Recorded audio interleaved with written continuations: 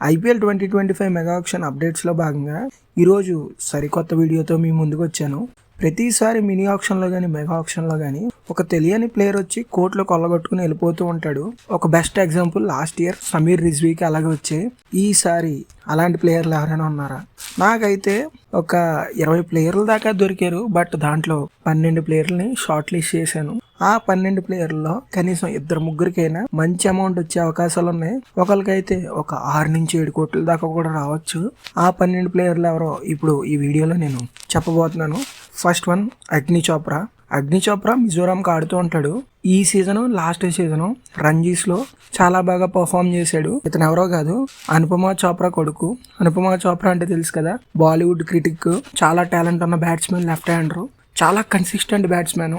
మనోడిని కనీసం బేస్ ప్రైజ్లోనే దక్కించుకుంటే అది ఖచ్చితంగా స్టీల్ అవుద్ది. లాస్ట్ ఇయర్ కూడా ఆక్షన్లోకి వచ్చాడు కానీ ఎవరు అంత ఇంట్రెస్ట్ చూపించలేదు. And second one Saransh Jain. ఈ ప్లేయర్ అయితే మధ్యప్రదేశ్కి చెందిన ప్లేయరు, మంచి ఆల్రౌండరు, దులీప్ ట్రోఫీ కూడా ఆడాడు. ఇతనికి కూడా మంచి ఫ్యూచర్ ఉండేలా కనిపిస్తుంది. ఏదో ఒక ఫ్రాంచైజ్ తీసుకుని గ్రూమ్ చేసుకునే అవకాశాలు కూడా గట్టిగా కనిపిస్తుంది. And next one Suryansh SEZ. ముంబైకి చెందిన ప్లేయరు. లాస్ట్ వీక్ జరిగిన రంజీ మ్యాచ్లో ఒక మైండ్ బ్లోయింగ్ ఇన్నింగ్స్ ఆడాడు. 200+ స్ట్రైక్ రేట్తో 70 పరుగులు చేశాడు. ఖచ్చితంగా ఆ ఇన్నింగ్స్ అందరి కంట్లోని పడి ఉంటుంది. ఖచ్చితంగా ఇతనికైతే మంచి బిడ్ వచ్చే అవకాశాలు గట్టిగా ఉన్నాయి. నాకు ఎందుకో ముంబై ఇండియన్సే ఇతన్ని తీసుకుంటుంది అనిపిస్తుంది. And next one Sonu Yadav. ఈ ప్లేయర్ గురించి తెలిసిందే, తమిళనాడు ప్రీమియర్ లీగ్లో సూపర్ స్టారు, మంచి ఆల్రౌండరు, బౌలింగ్ ఆల్రౌండర్ అని చెప్పుకోవాలి. ఇంతకుముందు ఇతను ఆర్సీబీ తీసుకుంది కానీ ఒక్క మ్యాచ్ కూడా ఆడించలేదు. I think this time he will get good bid అనుకుంటున్నాను. And next one Sachin Das. రీసెంట్గా జరిగిన లాస్ట్ ఇయర్ జరిగిన అండర్-19 టోర్నమెంట్లో చాలా బాగా ఆడాడు ఈ ప్లేయర్. అండ్ ఇతను మహారాష్ట్రకి ఆడతాడు. డొమెస్టిక్ క్రికెట్లో కూడా ఎంట్రీ, అక్కడ కూడా తన సత్తా చాటుకున్నాడు. అండ్ మహారాష్ట్ర ప్రీమియర్ లీగ్లో కూడా చాలా బాగా ఆడాడు. సో ఖచ్చితంగా ఏదో ఒక ఫ్రాంచైజ్ మంచి డబ్బులు పెట్టి తీసుకునే అవకాశం ఉంటుంది. అండ్ నెక్స్ట్ వన్ సేమ్ అదే మహారాష్ట్ర నుంచి రామకృష్ణ ఘోష్. తను చాలా మంచి allrounder, big hitter, and bowling కూడా చాలా బాగా వేస్తాడు. డెత్ ఓవర్స్లో కూడా చాలా మంచి బౌలరు. నాకు తెలిసినంత వరకు ఏదో ఒక టీం తీసుకుని గ్రూమ్ చేసుకుంటుంది అనుకుంటున్నాను. మోస్ట్లీ సిఎస్కే ఖచ్చితంగా ఇతని వైపు చూసే ఉంటుంది. బికాస్ ఇతను కూడా మహారాష్ట్ర ప్రీమియర్ లీగ్లో లాస్ట్ 2 years చాలా బాగా ఆడాడు. చూద్దాం. And next one Jack Foakes. Is from New Zealand. రీసెంట్గా శ్రీలంకతో జరిగిన సిరీస్లో డెబ్యూ చేశాడు. మంచి బౌలింగ్ ఆల్రౌండర్లా కనిపిస్తున్నాడు.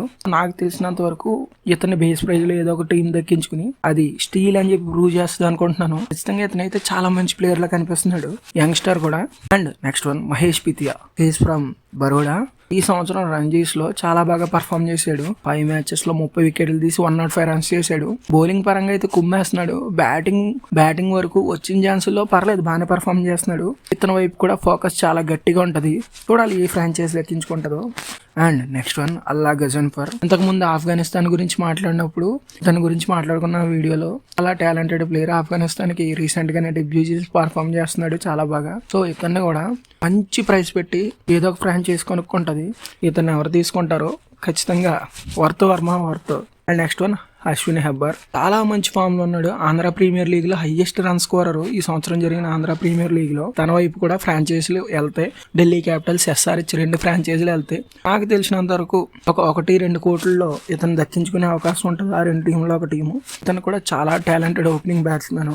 And next one Shashwat Rawat. ఈ ప్లేయర్ గురించి ఖచ్చితంగా మాట్లాడాలి. చాలా మంచి player, left hand batter. Last year domestic సీజన్లో one of the top run getters. Duleep ట్రోఫీలో కూడా బాగానే పర్ఫామ్ చేశాడు. ఇతనికైతే మంచి ధర పలుకుతుందని నా ఉద్దేశం పర్సనల్గా. ఇతను చాలా మందికి తెలియకపోవచ్చు కానీ ఇతను మాత్రం ఐపీఎల్లోకి వచ్చాక సంచలనాలు సృష్టిస్తాడు. ఖచ్చితంగా ఇతను అయితే ఏదో ఒక టీం దక్కించుకుంటుంది. And last but not the least లూయిస్ డిప్లై. ఇతనైతే అంత పెద్ద యంగ్స్టర్ ఏం కాదు, 30 years old. ఇంటర్నేషనల్ వైడ్గా ఏ లీగ్స్ జరిగినా అక్కడ చాలా బాగా ప్రూవ్ చేసుకున్నాడు.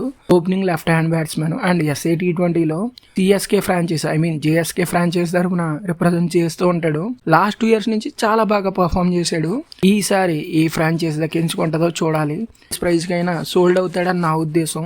ఈ 12 మందిలో ఎవరైనా తెలుసుంటే, వాళ్ళ గేమ్ ఏంటో తెలుసుంటే, ఎవరు ఎక్కువ ధర పలుకుతారో మీరు కామెంట్ బాక్స్లో కామెంట్ చేయండి. నాకు తెలిసినంత వరకు ఎంతవరకు చూసారంటే మీకు ఈ వీడియో నచ్చే ఉంటుంది.